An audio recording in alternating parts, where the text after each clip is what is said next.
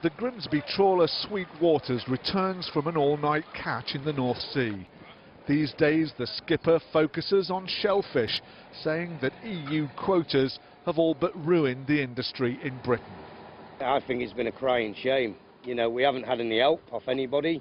All they've done is pressurised us, got rid of a lot of people, they have. See, in the age of, you know, the last 10 years, we've had a lot of people at the age of about 60. So if you get more pressure and you have to do more paperwork and there's more rules and regulations, obviously you say, I've had enough. EU quotas form only part of the agreements governing fishing in British waters.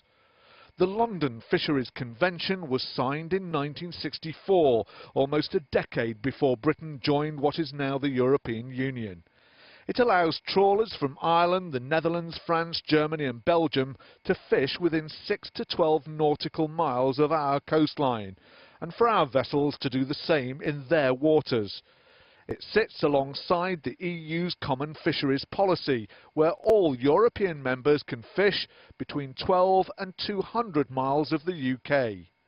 Ministers say that ditching the London Convention paves the way for more sweeping reforms.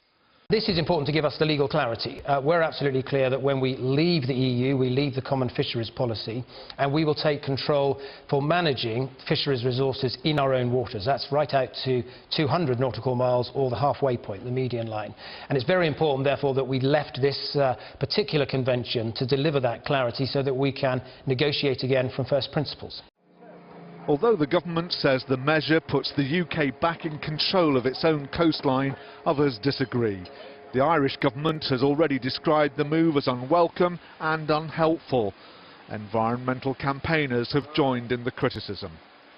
The government has had the power to reform the fisheries sector for quite a long time, and it hasn't been taking it. It's been pointing the finger at Brussels, at mechanisms like the London Convention for its failure to act. A Greenpeace investigation last year revealed that just 3 companies control nearly 2/3 of all quota in English waters.